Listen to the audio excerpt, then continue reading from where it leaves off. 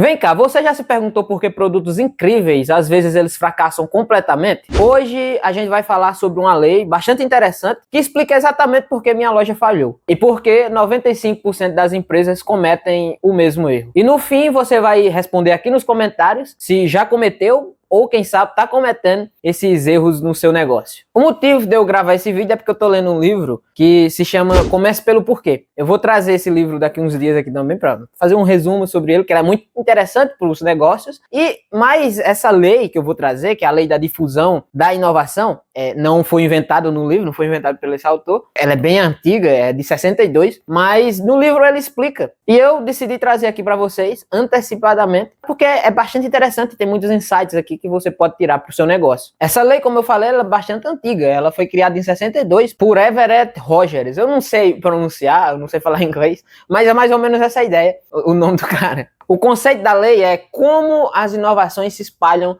pela sociedade. E na lei, ela divide em 5 categorias a sociedade. Essas 5 categorias definem o comportamento dos usuários, da população em geral. E com isso, você pode ter um insight que vai salvar o seu negócio, literalmente. O primeiro grupo é a pequena parcela de 2,5%, que são os inovadores. Está aparecendo o gráfico aqui. Os inovadores são aqueles que estão mais aptos ao risco. Lançou um iPhone novo, eles são aqueles primeiros que estão naquela fila, por exemplo, para comprar, mesmo que se esperar 3 ou 4 semanas o preço vai diminuir, mas os inovadores são aqueles que estão ao risco para pagar mais caro para ter aquela tecnologia antes. O outro grupo, a outra pequena parcela, é de 13,5%, que são os adotantes iniciais. Esses caras, eles são líderes de opinião, eles conseguem liderar a opinião sobre aquele produto e tal. Eles adotam os produtos cedo, mas eles são mais seletivos do que os inovadores e eles influenciam outras pessoas. Por exemplo, aqueles youtubers de tecnologia, geralmente eles são os adotantes iniciais. Aí eles fazem um vídeo para atingir a massa, digamos assim. Voltando mais para o meio do gráfico, tem duas maiorias. A maioria inicial, que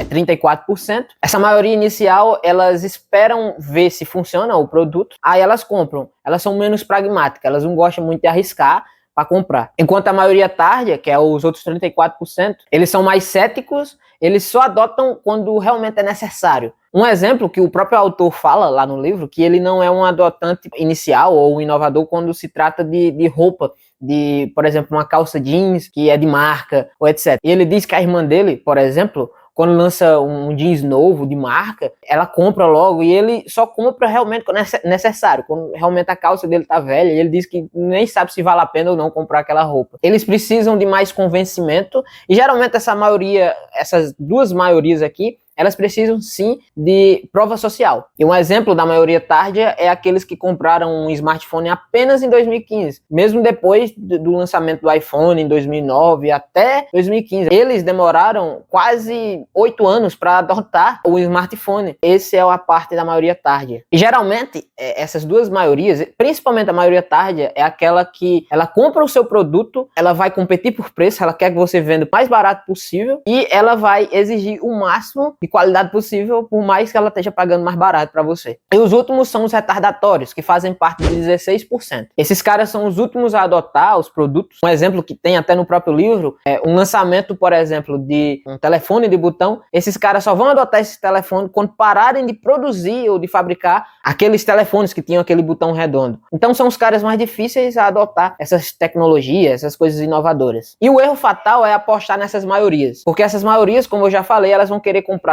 de você por preço. E nesse vídeo aqui que está recomendando aqui na tela, Janaílson ele explica exatamente por que é importante precificar da maneira certa o seu produto, considerando taxa, imposto, essas coisas. E o erro comum é que essas empresas elas tentam conquistar 68% dessa parcela da maioria e elas esquecem dos principais, que são o grupo mais pequeno, mas são esses grupos que são capazes de influenciar essa maioria. Porque essas maiorias, elas, como eu já falei, elas só compram com prova social. E se os adotantes iniciais e os inovadores que são mais aptos a comprar essas coisas de tecnologia provam que funciona o seu produto, a maioria tende a comprar também. E voltando ao livro, o livro ele dá um exemplo que é da empresa Tivo. Ela não é comum aqui no Brasil, mas lá nos Estados Unidos literalmente se tornou uma sigla para eles lá. Então, realmente é de um nível bastante importante. A Tivo tinha um produto super tecnológico, ela vencia de todos os concorrentes. Era uma tecnologia que gravava programas ao vivo, tinha capacidade de retroceder programas ao vivo também, de voltar para trás, de dar um replay num jogo, por exemplo. E o grande problema da Tivo foi justamente focar na maioria e não focar nesses pequenos grupos. O resultado é que eles falharam, né? Eles venderam menos do que eles esperavam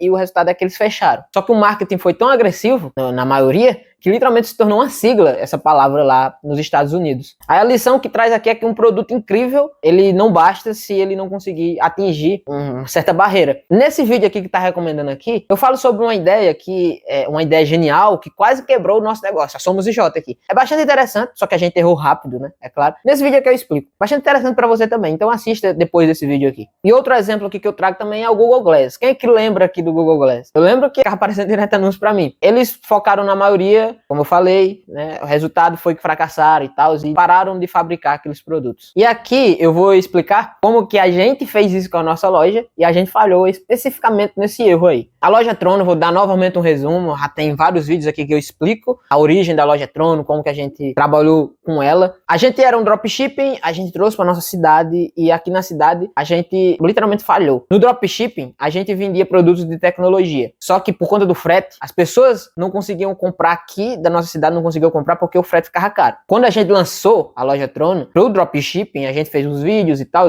nesse modelo aqui, só que vídeo curto, as pessoas, os nossos amigos começaram a divulgar no Instagram e em vários stories, mais de 10 pessoas literalmente divulgaram a nossa loja. E como eu tava rodando anúncio no Facebook, o Facebook ele pegou aquelas pessoas que estavam ali, o público que já seguia o nosso perfil e começou a divulgar. E os nossos amigos estavam seguindo o nosso perfil. E o Facebook começou a divulgar aqui para nossa cidade esses produtos. O resultado é que as pessoas clicavam na nossa loja, achavam incrível o modelo de ter uma loja online, as pessoas compravam, elas achavam que a gente estava entregando para cá. O resultado é que mais de 6 vendas, produtos de tecnologia, tá? Mais de 6 vendas foram cancelados por conta do frete. O frete para cá era muito caro, pro Nordeste para cá é muito caro, né? Porque a gente tinha trocado fornecedor, foi uma ruma de coisa. Os produtos eram baratos, mas o frete era muito caro. A gente vendo isso, a gente teve a brilhante ideia de trazer a loja para cá. Só que foi uma coisa tão absurda que hoje, até eu lendo esse roteiro aqui, eu fico indignado com esse erro que a gente fez. A gente decidiu trocar de produto. A gente trocou do pequeno público aqui da nossa cidade, que era esses adeptos à tecnologia, a gente trocou para camisas e calçados. Por quê? Porque a gente tava apostando na maioria. Eu lembro que umas 3 horas da manhã a gente tava discutindo o que é que a gente ia comprar quando a gente fosse para a cidade vizinha, para trazer aqui para nossa cidade. A gente usou o argumento que comprar tecnologia não valia a pena, porque ela podia queimar rápido, ela podia dar mais problema, a gente poderia sair no prejuízo, que roupa era comum, todo mundo comprava e tal. Só que se todo mundo comprava é porque tinha muita concorrência. Se tinha muita concorrência, é comum os produtos, e o produto tende a virar um commodity. Então as pessoas, em vez de comprar com a gente, elas preferem comprar com... já era acostumado de comprar e tal.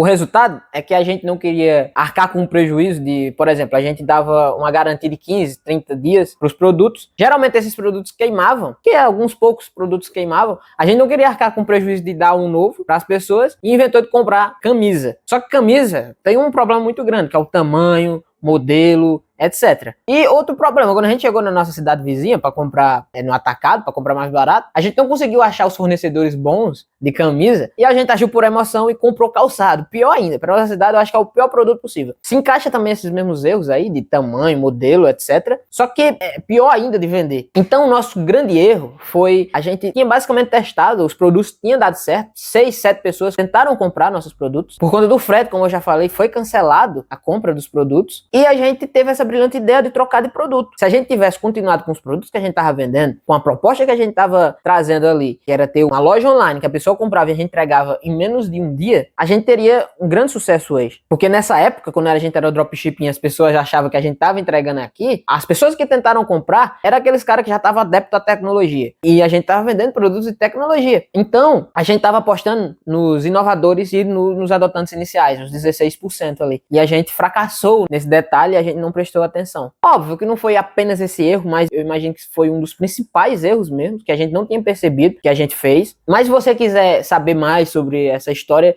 nos vídeos recomendados aqui você vai entender mais sobre como que a gente agiu com a loja Trono e vários insights que a gente pegou, que você pode evitar de cometer na sua loja ou no seu negócio também, isso se aplica também. Então, se a gente tivesse apostado nesses 16%, a gente trouxesse essa proposta para cá de entrega rápida, não precisava comprar presencialmente, a gente teria realmente estourado aqui, a nossa startup realmente teria ido para outro nível. Só que, como a gente apostou na maioria, a gente falhou completamente. Então aqui eu trago alguns exemplos de empresa que eles não apostaram na maioria, foram gradualmente indo para a maioria. O primeiro exemplo é a Tesla, do Elon Musk. Eles começaram vendendo carros de luxo. Eles pegaram aquela pequena parcela, os primeiros modelos eram de R$500 mil a mais, e gradualmente foram conseguindo chegar para as massas. E hoje eles estão conquistando a maioria tarde, já conseguiram conquistar a maioria inicial. E o resultado é que a Tesla é a empresa mais valiosa do setor automotivo. A outra empresa é a Apple, com o iPhone, que lá em 2007 eles lançaram o iPhone e eles aumentaram o preço dos produtos para filtrar os públicos, para apostar nesses pequenos públicos. Aí gradualmente eles foram abaixando o preço desses produtos e hoje até a maioria tarde também tem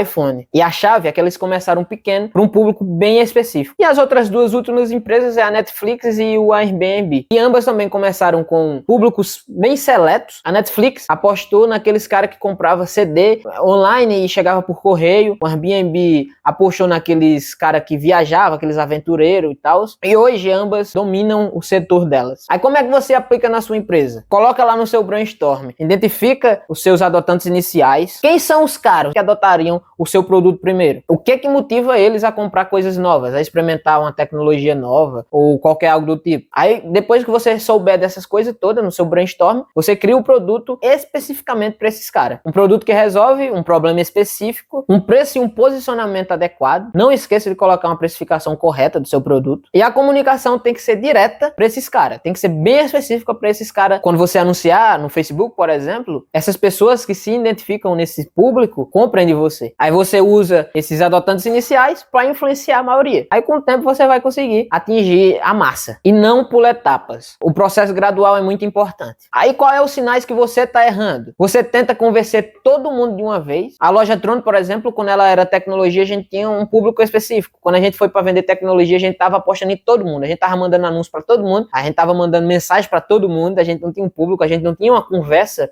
a gente não tinha uma comunicação correta para as pessoas se identificarem com a gente. E aqui eu até sempre falo para a Janaíus, e eu falava também na loja Trono, que se a gente vende para todo mundo, se o público nosso é todo mundo, então ninguém é nosso público. Eu sempre falava isso, mas a gente errou nisso, a gente não prestou atenção. O marketing fica genérico e o resultado é que o teu produto vira um commodity. Em vez do produto virar uma coisa que a pessoa realmente compra por necessidade, ela compra por preço, ela vai competir por preço. Ah, esse daqui não presta e tal. E vai querer o produto mais barato possível e vai querer o melhor serviço ou o melhor produto com a melhor qualidade possível por um preço muito barato. Então não vale a pena. Você está basicamente concorrendo com seus concorrentes para ganhar menos. Eu não vejo sentido onde que isso vale mais a pena. E essa lição que a gente tomou com a loja Trono, a gente traz para Somos IJ. Hoje, a gente aposta para os pequenos grupos. Você, o pequeno empresário que está começando, que não quer cometer esses erros. A gente também tem os produtos digitais, que, por exemplo, a gente lançou a IJ Calc, que no vídeo de precificação geral se explica muito bem sobre ela, mas basicamente é um sistema que você coloca o que você está gastando, os impostos, o marketing, o preço original do produto e automaticamente esse sistema mostra para você o preço que você tem que vender. Então, o nosso público é pequeno, são vocês, é você, o pequeno empresário que está começando. A gente usa o canal e o Instagram para a gente dar dicas para vocês que estão iniciando e a gente também tem os produtos para ajudar você que está iniciando. Então a estratégia é justamente essa. A gente tá apostando nos pequenos grupos. A gente quase errava também.